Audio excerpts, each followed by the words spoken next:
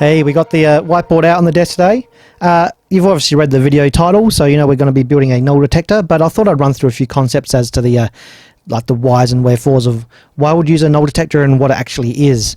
So basically a null detector is often called a null meter or DC null voltmeter. It's basically a very sensitive center zero voltmeter, incredibly sensitive. When it's connected between 2 points in a circuit, it indicates the magnitude and direction of any voltage difference by swinging its needle left or right. A good null detector is that sensitive it can easily resolve down to 1 microvolt, that's a millionth of a volt or less. It's yeah, rather sensitive, bit better than your handheld voltage like voltmeter or your multimeter. They're usually used to determine equality between 2 points. So often they're used in a what's called a Wheatstone bridge, and once that bridge is balanced, you achieve a null. There's no voltage across the bridge, and that's where the name null detector comes from. So I'll draw up a Wheatstone bridge, and I'll explain what we use it for. So that goes down to ground, then we go to positive V, and we put a resistor in here, and a resistor in here, another one over here, and our fourth resistor up here. And our null meter sits in the middle like this. So we have 4 resistors, and we've got we'll call it Rx. That's our unknown resistor that we want to measure. We want to know what this resistor is. We got an R1 is a known resistor. We've got a variable resistor here, R2, and another known resistor, R3. So basically what happens is the voltage flowing through here, it's going to split and go left and right. So we've got R1 and R3 are generally going to be equal resistances. It splits up, goes across, and then you've got this variable resistor here which you'd vary until you get no voltage flowing through your null meter. That means that this resistor and this resistor, these two, and then these two are all balanced. And then using a simple formula, Rx equals R2 divided by R1 times by R3, and that is how we can determine the resistance of that. Now you're thinking, I know what you're thinking, why don't we just get a multimeter out and measure that resistor? Well, this can do it very precisely, and if you don't have a multimeter that's precise enough for your needs, this is a good way to get a much more accurate result. And often these ones here, the R2, often they're not just a potentiometer. You can use a potentiometer, but the potentiometers are generally they get a little bit noisy. They're not a great temperature coefficient, and the linearity isn't so great. So if you do see with a potentiometer, it'll often be just like a dial with the lines around, and you just read it straight off. But most often it's a stepped resistor, so it'll be like a multi-position switch, and there'll be like a resistor for each position of that switch, and then you have a bunch of them, like a decade resistance box, and you can dial in the exact resistor and or the exact resistance, and then when that's balanced, then you can read it straight off, and there's your value. Then you run it through the calculation, and you get the resistance there. So these are often used for things like strain gauges and whatnot. There'll be a system like this in like the control circuit connected to a microcontroller or whatever, and many different things like precision measurements and whatnot. Basically, what we're building today is this little bit in the middle. So I've drawn up a few schematics and done a few diagrams. So we'll go over to the computer and we'll have a look and see what I've got so far. So here we have the schematic. It's heavily inspired from an original design by Conrad Hoffman. He had published a few articles in Electronics Now magazine in 1996, the March, April and May edition. So I'll add a link down below to his website where there's some scans of those original articles. You can have a look and see what's going on there. They've got much better descriptions than what I can provide, and they are quite good circuits, and they do the job fine. So if we zoom in down on the bottom left hand corner here, we'll see the power supply section. So we've got, I'll just zoom out one step there. There we go. So we've got the power on the left-hand side, the batteries, 2 6-volt batteries. They're just 4 AAAs with the center ground reference to give us a positive and negative supply for the op amp. the Conrad Hoffman design actually used a single battery. I think it was a 9-volt battery with a chip to divide that into the positive and negative. There's like a dedicated chip that will convert a single-ended power supply to a double-ended. So I decided to go for the 2 regulators here just because it just felt good. Just decided to do it this way instead. No real consequence either way. So we've got the switch there. Just a power switch, comes around to some tantalums for some input filtering. The LM317 and LM337 are doing the actual regulation. We got the 10 microfarad capacitor there just for stability. Again, on the adjustment pin, that improves the regulation of those regulators.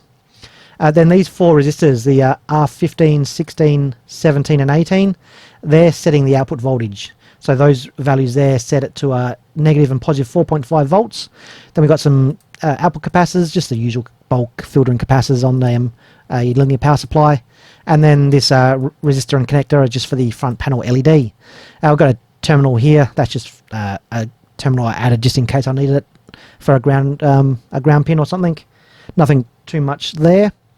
So if we zoom in back over here, this is the main guts of the operation. So working from in to out. So we've got our input terminal here and the ground.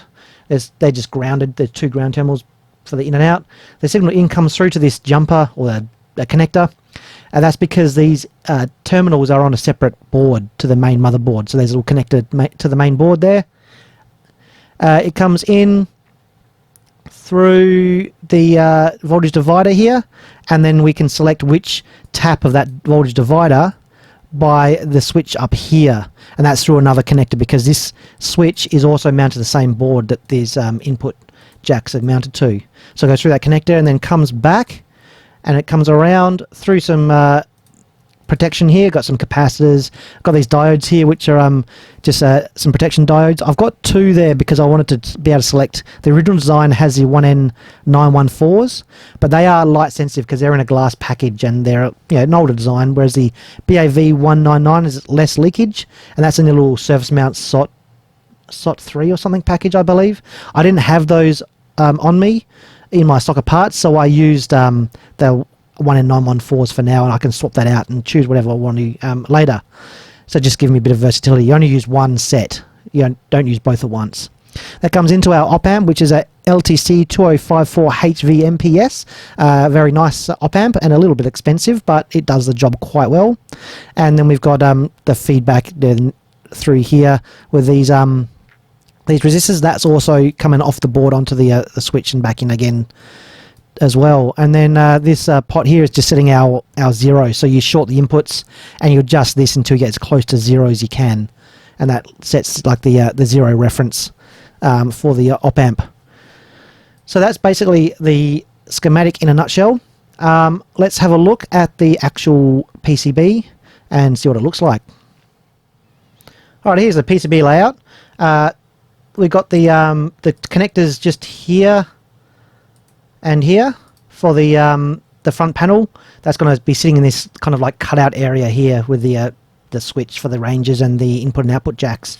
You can see the diodes sitting here. There's a surface mount one, the BAV199, and the 2 for the what was it, 1N914s for the input protection, so we can select which one we want to put in there. Op amp sitting over there, little surface mount jobby, and yeah, 0 adjust with some instructions. I always like to put instructions on what to do, so in a few years when I come back I don't have to search for my documentation and take a guess. It's written right there on the circuit board. And yeah, power supply over on the left there with the power switch, and batteries sitting at the top. So if we head over to the front panel board, that's it. You see the 2 plugs there. So we're looking kind of on the plane of the motherboard. So this motherboard, we're looking down, and if we kind of like tilt it back so that we're looking from the front, looking from this side here inwards, then we'll be looking straight against this board. So there's the range switch there, and then our input and output jacks with the ground input and ground output there. And then in front of that will be our front panel PCB. So I just thought, well, why not make one out of PCB, get the black solder mask and use the white silk screen for the writing, and that should work fine. You can see I've got a ground plane on the back there just for a bit of shielding, and that will contact the case when it's all screwed together, and all the holes are going to be in the perfect position. The writing's going to be nice and clear. Don't have to worry about trying to make labels and stuff. It just screws in place on the front of the box. Perfect. And when it's all together, this is what I'm hoping it will look like. So we've got the you got the different views there, but I'll zoom in on the perspective view, and we'll get rid of the lid, and that is what it should look like. So you can see there the plugs there with the front panel board, and then the main motherboard there. We've got the power supply section over here with the regulators and our capacitors and whatnot. There's a connector there for the front panel LED, which is going to be above the switch, which is there. You can see the little hole in the board, in the front board there. Battery holders there, and there's the tiny little op amp, boo, right there. So that hopefully fits together. It should be quite a nice fit. Alright, back to the bench. And here are our PCBs. Special thanks to PCBWay for sponsoring this video, sending these PCBs. That's fantastic. Good quality stuff. Silk screen's nice and consistent. Nice traces are all crisp and clear, and the solder mask is all good. So looking good, no complaints whatsoever. So we've got the main board here, batteries in those big square sections there, all the power supply over this side, and the rest of the measurement gear here, the op amp sitting down there, and then we've got the front panel board. So that is where our range switch goes, and our binding posts into the circles there, and that sits with some connectors like that inside the enclosure. And then we've got our front panel board as well, which I've made from the PCB, just black with the white silk screen, and that is going to go on the front of the case and look real professional. Nice. Once we get it all together, I didn't film the construction because I was messing around with it here and there, because I'm still kind of wrestling with it, but this is what it looks like when it's done. Look at that. Beautiful. A little bit of tape there, that's over the diodes there, because they are light sensitive. I've got the footprint for the BAV 199s just there, so if I decide to swap that out on my next DigiKey order or whatever, I might grab one of those diodes, and I can pull these ones out. A bit more, bit better specifications on that diode, and not light sensitive. But for our purposes now, it'll be fine.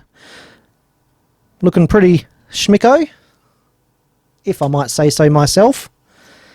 So let's get this thing hooked up, and we'll see how it works. I'll organise my desk with the multimeters and the voltage reference and all that sort of stuff, and yeah, turn it on, see what happens. So here's the setup on the bench. We got the DC voltage current generator, the Advantage 6142. That's plugged straight into the input of the Null Detector, and from the Null Detector we're coming around to the Keysight multimeter here. So I mentioned before about the Null Detector having a needle that moves back and forth. This design doesn't have that. It's using the multimeter instead, like a digital multimeter, because in practice it works just as well, and most people have a multimeter they can use, a digital multimeter, handheld, 3.5 digit or something, something like that, whereas analog multimeters these days are becoming a bit rare, a bit scarce. So in practice, looking at a digital display still works quite well, and if you have a bar graph then on the display, then that works as well. So at the moment we've got 10 millivolts coming out of our source. Display's a bit dim, hopefully you can read that. That's coming into here on the 10 millivolt range, so we're running this at full scale. And full scale means we're going to have 100 millivolts coming out, and there it is, 100 millivolts. So if we dial this down a bit, 3 millivolts, got 30 millivolts here. We go to 7 millivolts, we've got 70. So that is working quite good. So if we go to the 1 millivolt here and we turn that down, see at the moment it's at 10, if I turn that down to the 1 millivolt range, we're getting 100 millivolts out. It's a little bit out. The lower ranges do go out a little bit because I've got to tweak the settings inside to dial it in properly, but we're getting basically 100 millivolts now at the 1 millivolt range. So if we turn that down to 0.5 millivolts, we're getting 50 millivolts here. If we go down to 0.1 millivolt, sorry, 0.1 millivolt, we've got 10 millivolts coming out. If we turn that to the 100 microvolt range, because we've got 100 microvolts, that's coming into here. 101, 102 microvolts, like I said, got to tweak it, but it's close enough for the demonstration. we're reading 100 microvolts. You can see where this is going to come into its own, where if you've got a very small signal that you can't normally read with any accuracy on your handheld multimeter, you can use one of these and it will give you that extra, like, expand the scale sort of thing. It'll amplify it up so you can read that accurately. And if we run that down even further, we got 10 microvolts, that's 0.01 millivolts. It's reading 13 here. Yeah, okay, it's a little bit out. If we turn that to the 10 microvolt scale, I'll just change the range here. So it's 130 millivolts. So yeah, the 10 microvolt range is quite a way out, quite far out. But yeah, you get the idea. You can read a very small signal, and you can read it with a multimeter that doesn't have the capability to read that small signal. Once I've tweaked the inside of this to calibrate it. So I've got the Null Detector here hooked up with the Wheatstone bridge, just some random resistors from my stock of parts. I'm using a multi-turn potentiometer here for the variable resistor. Normally, like I said before, use a stepped kind of decade resistance box or something just for the increased stability and ease of use. But for now, we'll be using this because I'm still building a decade resistance box. It's not nearly finished yet, so we'll do with that. And that's hooked up to the key site, and we've got a stable 10 volts coming out of the Advantest to go through this Wheatstone bridge. Stability is important. The actual raw voltage itself isn't as important. It could be 12 volts, could be a 9-volt battery, could be anything that gives you a stable voltage as long as it's stable. So this is the way it's hooked up. We've got the voltage down to ground. That's the Advantest is connected between these 2 points. We've got R1 and R3. I've measured those with a 4-wire on the key site, so I know exactly what they are. If you're using a multimeter that doesn't have the capabilities, like the extra digits and whatnot, you can either buy a resistor that's a very high precision resistor already, like a Vichy or something, or you can you get those measured somewhere that has the capabilities, like maybe a friend at the university can get someone to stick them on the multimeter there or something, or somehow getting those 2 reference resistors measured exactly, and then you can keep those as your reference resistors. They'll be the same. They shouldn't drift if you use good quality resistors, and you can always use those values over and over and over. Then we've got the R2 here, of course, is our potentiometer, the one we're going to dial in to make it all balanced. And RX here, that's the one we don't know. Well, I've already measured it on the 4-wire, but we'll reveal that at the end once we've done the calculation to see how close we are. And of course, we have our null meter across the center here. So what we're going to do is dial this in to get that as low as possible, down to as close to 0 as we can. Then we know we've got a null, because both sides of that Wheatstone bridge are balanced. So if I turn that down, a bit too far, we've gone to the negative, back to positive. So if I then go down a couple ranges, you can see it's jumping up because we're going down the ranges. So I'll go to 1 millivolt, see if we can dial in a bit more. The closer you get this, the more accurate a reading is going to be. Alright, that's pretty close. I'm not going to get much closer than that, even if I go down the smaller ranges, because I can't dial the pot. Like, I need to get a pot with more turns or use a decade resistance box. So that's about as good as we can go. So now we've got that nulled out, we can measure this resistor, this variable resistor, and see what that is, and then we can run it through the calculation. Now, if I had a decade resistance box, I could just read the values off that box directly, and I wouldn't have to measure it. And that's the whole point of using this this Wheatstone bridge, because I'm going to measure it. So why don't I just measure the unknown resistor? Well, yeah, because normally I wouldn't have to measure this. I'll just read the values off the decade resistance box. So I'll measure that, and then we'll run through the calculation and see how close we are to the actual measured value. Okay, we'll hook up the 4-wire and see what we get. Make sure we've got a good connection there.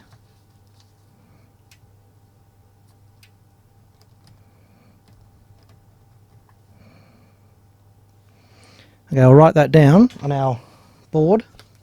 It looks like it's 6.46637K ohms.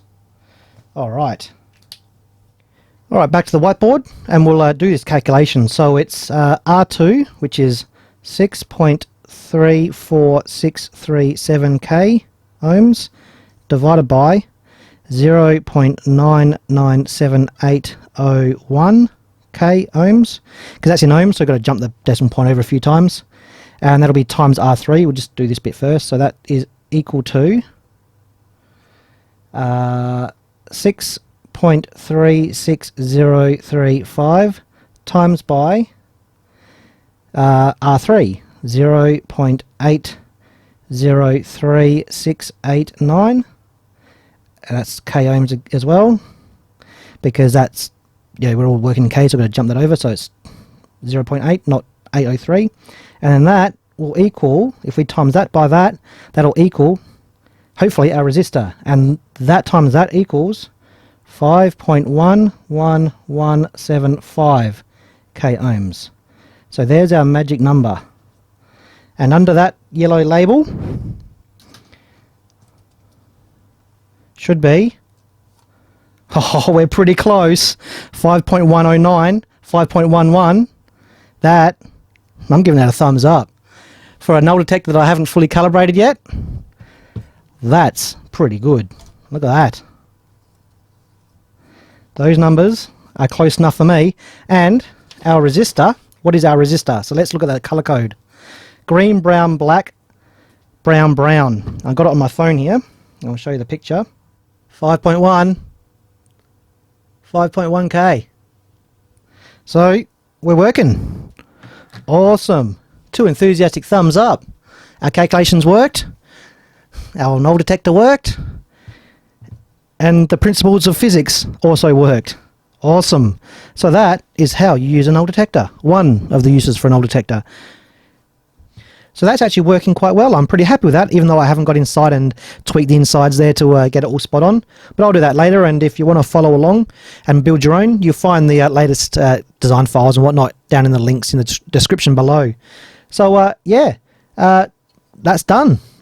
2 enthusiastic thumbs up for me for getting this thing done. 2 enthusiastic thumbs up for Conrad Hoffman, the guy who designed the original schematic and did the original design. And 2 enthusiastic thumbs up, of course, for PCBWay for providing the PCB files. Thank you very much for that. And that's all we got. So I hope you found that informative. Hope you found it interesting. Stick around. We have a new video for you soon, and we'll see you next time.